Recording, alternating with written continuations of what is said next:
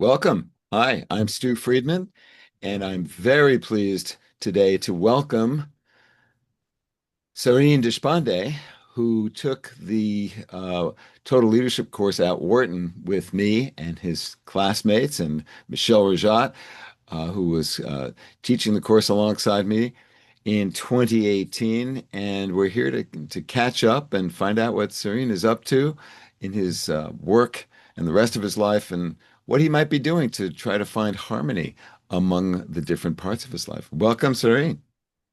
Thank you, Stu. It's a pleasure to be here as always. Thanks for the opportunity. Well, it's great to have you here. So, give us a brief snapshot of what's happening.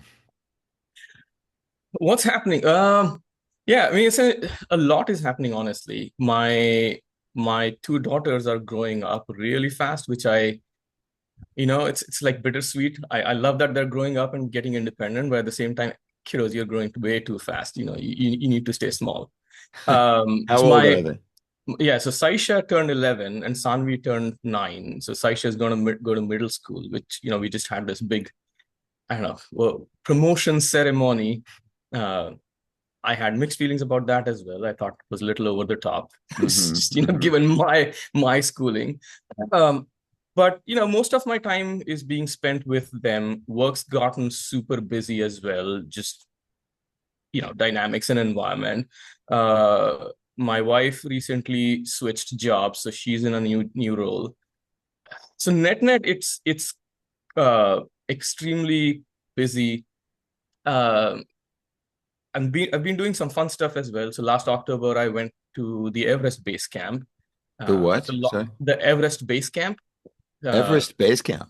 yeah, so that was like, what's it, 5,360 something meters. So that was a fun trek. Some sad stuff. Lost my dad in December. So net, it's like very busy work, life, emotional environment going on for the last several months. Tell me what does your work involve? Can you give us a just a one or two sentence description of what your work is? So I've been in the generative AI field for last 7, 8 years. I mean, Gen AI obviously has been a new addition to my portfolio. Um, but launching all these new tech, driving them from the product side, making sure things happen on time, people are building it on time, working across a lot of stakeholders across the company, across the leadership levels, which in itself, draws complications and anxiety. I would say is in a nutshell what I do. At what company? Meta. So, complications and anxiety? Yeah, well, I mean, not specific, just the fast-paced environment that Hmm. everybody lives in with technology, trying to build the newest thing. Nobody's done that ever. How do we accomplish it? Hmm. every Everybody gets anxious about it. Like, do I really need to sign up for this? Can I get it done? How can I commit to this? It's not just me. Like, everybody who is in this, in at least the big tech that I'm exposed to, feels the same thing. It's always, Hmm. I'm trying to build the next thing that nobody's done. Hmm. I need to sign up for something. How do I deal with it? And how do you advise people who ask you that question, or how do you answer it for yourself? How do I so like Truthfully and honestly, the framework that we used in our class, the four circles, that we started with these defining these domains: self, community, home, work. Hmm. What's been revelatory for me over these years since I took that class is, not only are those circles, not only do the domains evolve for one over a period of time, Of course, yes. those buckets change, Yep. and their relative priorities evolve as well. Yes. When I had first taken the class, I was at a particular situation with one kind of work. Kids were smaller, younger, and the needs were different, etc., etc. Right now, all of that has changed. So the Hmm. relative sizes of circles have changed. Hmm. I have grown aged over a period of time since then. You do Uh, have more gray hair than I remember from when you were in the class. 100% I do. Hmm. 100% I do. I did notice that, Sarin, but please Yes. continue. Sorry to interrupt. No, no, no, absolutely. And so the I, of course, definition have not changed at all in terms of the way that I look. in a good way. I am ageless. Yes. Again, please continue. I'm interrupting and being stupid. No, no, 100%. So not only have those circles expanded or contracted relative to each other, Hmm. but the buckets that I care about have also changed. So Mm. this, I'll give you an example. Yeah. Community. Like back in the day, both my wife and I were younger. We cared a lot more about hanging out with friends. Mm. We had like tons of friends. Every time we had dinner at our place, like 50 to 70 people showed up. Wow. All of that has backed up, right? We have room Mm. for like maybe 5 families now. Hmm. Mm. Just headspace kind of a thing, right? But again, for me personally, spirituality has popped up as a new bucket. So, Hmm. adding a kind of like diminishing a domain, but adding another one sort of uh, into the self bucket has Hmm. been an interesting dimension. What I Hmm. have also Can you realized, say more about that and how it has influenced the other parts of your life, your work and your home, for example? yeah, yeah, absolutely. Um, so starting with what does spirituality mean to me? Mental health is a big component of that. Mm. Having some grounding somewhere. Uh, I'm I'm I call myself a spiritual person, not so much religious, but like Hmm. obviously my spirituality manifests as religious, because that's how I grew up. Hmm. Uh, so net, it's become a big anchor. So there are a few things, few rituals that I have to do, if you will, right? Um, Listening to classical music. That's one like Indian classical music early in the Hmm. morning. That's become part of my daily routine, which I have to have anchors on. Um, I make my own cup of chai. I grind my own, chai masala. So that's become a ritual for me on a daily basis. My wife doesn't drink it, so I'm the only person in the house drinking it. So and then I'm meditations, reading spiritual slash philosophical books. Um, so like Ikigai is one of the books that I picked up. Hmm. There's an Indian saint, Swami Vivekananda. His philosophies on four approaches to life. So those have become big anchors for me in life. Now to your question of how what has that meant to work, life, etc. I have to make sure that I carve room for these specific anchors out. And that's kind of like one of the takeaways I had from the class as well, which is what's important, how can one have intersection of these domains or Venn diagrams and operate in the sweet spot so that the stress is low. Yes. It also means for me that when I have conflicting priorities of in the morning I could do this or that, what's more important to me, or can I combine them? Mm. For example, I mentioned I went to Everest Base Camp hike, and I had to go for training. I had to go for really early morning hikes because I was doing longer hikes. But I also wanted to listen to my classical music, so I would play that while driving on the car. Not the best setup, but hey, I'm kind of coalescing my domains now. Hmm. Um, And and how did that influence your work in your day-to-day uh, responsibilities at Meta?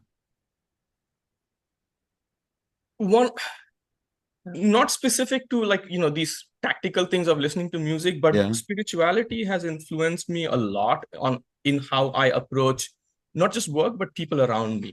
Mm. um, Sort of being doing it what is right to the people has become really really important to me. I mean, work's work. One of my longtime mentors had once said, Serene, jobs are temporary, relationships and friendships are long lasting.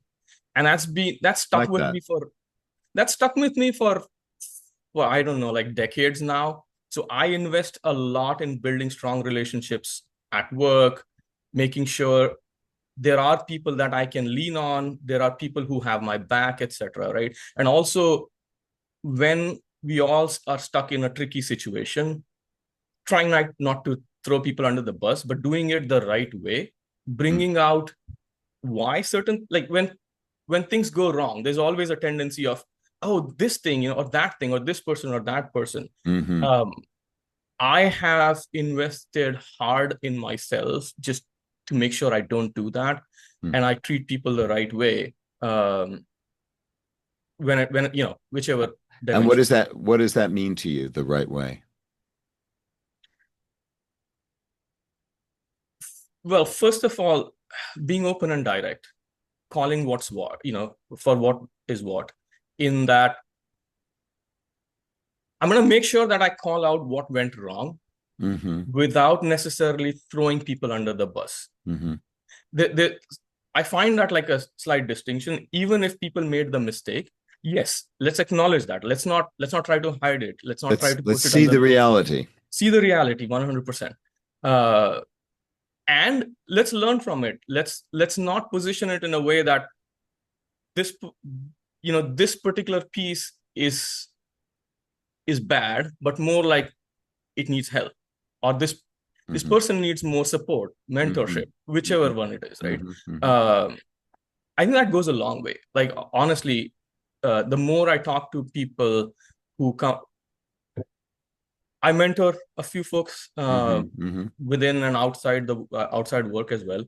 And a lot of things that people ask me are, I'm in this tricky situation with this person. What is your advice? How do I deal with it? I'm like, just treat them as a human being, just be open, direct. Just make sure that you're approaching it as what needs to be done versus it's you versus me. And your spiritual practice, if I can call it that, that influences the way you approach other people in terms of like valuing relationships. Is that It accurate? does. It does. It truly does. And how does that spill over to your family life? Um, in interestingly enough, I mean, my kids are way too young to even understand or realize that. To them, like, why are you listening to this music? I mean, this Taylor Swift. Why would you listen to this boring music when But now I think, as they are going Wait, through, just to clarify, you are listening to Taylor and they're saying, why are you doing that? Or you're listening to Indian classical music and they're saying, why aren't you listening to Taylor? Is that correct? it's the Which one latter. is it? The It's the latter. latter. It's the Okay. latter. All right. Just to clarify that. Thank you. Yeah. But a few things that transcends to my family, or sort of rubs on to my family as well. Yeah. Um, Obviously, my older one now is getting into, she's a preteen, she's getting teenagers, middle school. She has her own friend things to deal with, like the drama and all of that, whatever she talks about. Um, but often now I find her listening to the same set of Indian classical music. Mhm. She's like, Papa, can you play that? Or do you mind if I play that on Alexa now? I think that is giving her anchors as well. Mhm. And bringing it all back to what we learned in the class of these, four Mhm. circles and domains, without giving them the full download of the course. I'm Mhm. kind of nudging them to think of everything in terms of what are the conflicting priorities and how do I coalesce them so Mhm. that it's blending. Mhm. As an example, Mhm. Saisha, the older one, she wanted last year, she was like, hey, in middle school, I want to get into violin. So I'm going to start taking violin lessons. I'm going to learn basketball. So she started going to all these basketball leagues. She fences. So there's like five, and there's like two or three Bollywood dances she was going to. It's like, okay, what do you really want to do? Mhm. Let's, it's fine that you're trying it. Let's bring it down. And let's also not forget, for you, there's an important component of doing well in academics. Let's Mhm. not lose sight of that, right? So I'm kind of also building this muscle within them of, yes, there are conflicting priorities. How can we figure it out? And she came up with a really neat solution. She said, Papa, I don't want to stop doing any of these things. So here's the deal. I will sign up for violin in school, and try to make it to my school basketball team. So I get it done while I'm in school. And then if there is a way to get a waiver from PE classes, I'll spend that time in the library to study so I catch up on my academics position as well. And then that frees up a whole bunch of time in the evening for me to go to my fencing classes and the club. It's like, Hmm. yeah, that's pretty neat. I can do that. So she's thinking creatively about how to focus on the things that she cares about and to make some conscious choices about where she's putting her attention and her energy. Yeah, yeah. That's cool. So back to the question we started on 10 minutes ago, and that is, when people ask you what should I focus on? What projects should I take on? How do you help them think that through? Yeah. I think the first and foremost thing for that I advise anyone is to figure out what do they want? What do they really want? What's more important to Mm, them? And um, I've actually shared, the links of your books and the work pages and all of that with people to work through that if they find it helpful oh, one wow. way or another, right? Hmm. So one thing that I always ask them to do is, what do you want to get out of this? What Hmm. the question about what should I focus at work can be multidimensional. Can we actually break it down into the dimensions? Are we thinking here about what's going to position me for next job, next level, finding another role somewhere? Is it that? Is it like the technology aspect of it? Or are we thinking about how do I build stronger relationship with people around me, which I'm lacking in my current role because, Hmm. my Hmm. job is so myopic and so focused that I probably want something horizontal. And that helps a lot. And then people start thinking about it and they ask me the next question, which is, oh yeah, that's right. I'm actually struggling building strong relationships with people above me, people parallel to me, and people or maybe below me, right? What's your advice? I was like, you just gotta talk to them. You just have Hmm. to invest in that relationship, Hmm. figure out which ones are important. Um, Kind of, our stakeholder dialogue that we did, Hmm. Hmm. which I absolutely was scared and nervous about. And I probably did the worst in that in class. But over a period of time, I figured out what you actually wanted us to do. For our class, I literally did what you said, exactly verbatim. I went to them and I said, what's your expectation of me? Hmm. I got some interesting answers, but That's not what I told you to do, but please continue, Sarin. um, it gave a very flat answer and a very Mm. black and white answer of, well, I don't expect anything from you, Uh-huh. right? Right. So the learning, the takeaway over years for me has been just have that in conversation and figure out, like, Mm. what are they looking. Let's use the work example. If I step into a new role, new company, I would reach out to people that I would eventually work with, keep expanding my circle. With every person I ask, hey, let's do a quick intro so I learn about you and you learn about me. Hmm. And then you tell me, in the role that I am stepping into, what's working well, what's Hmm. lacking, Hmm. and what would you like me to focus on to be a better partner with you?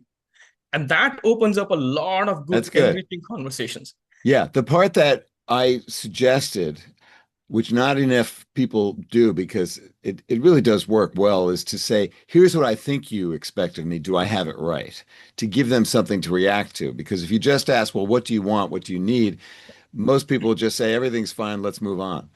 Uh, Right. but you have found a way to evoke from people what they're really seeing when they look to you. Right. Exactly. And through that, it so there are two components, or two buckets of people that evolve, maybe three. One is people that I want to build stronger relationship for Right. whatever reason. The second bucket is that people want to build stronger relationship with me in return, right? Or Hmm. they want to build strong relationships with me.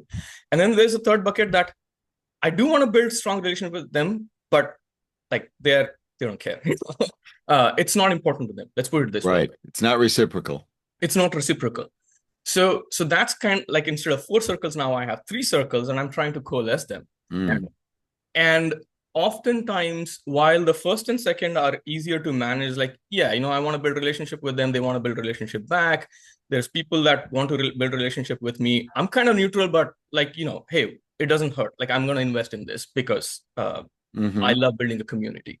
The third is the trickiest one, where I have learned to put in a lot of efforts, having one-on-one conversations, engaging dialogues. If it's a work setting, I would send them nudges. I would send them, hey, this is what I'm doing. This is where I think I could use your help or you could use mine. Um, Outside work dimensions, call them, text them, WhatsApp message them. Uh, and that's helped me break the hardest bucket to a certain degree. So, Ian, we're going to have to bring this to a close here. I so much appreciate your taking the time to share some of your thoughts about how your work and your life is evolving.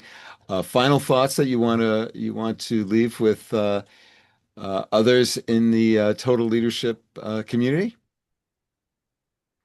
Final thoughts.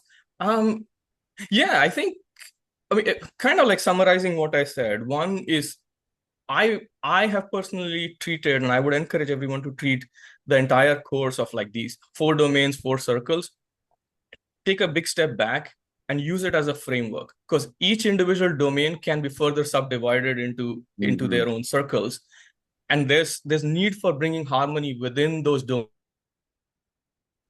So it's kind of that, and then figure out your own methodology of having these stakeholder conversations, because they're Hmm. they're enriching. They expose you to so much and you learn so much. Indeed. So, Ian, I really appreciate your taking the time today. Thank you so much for joining me. Thank you, Stu. Thanks.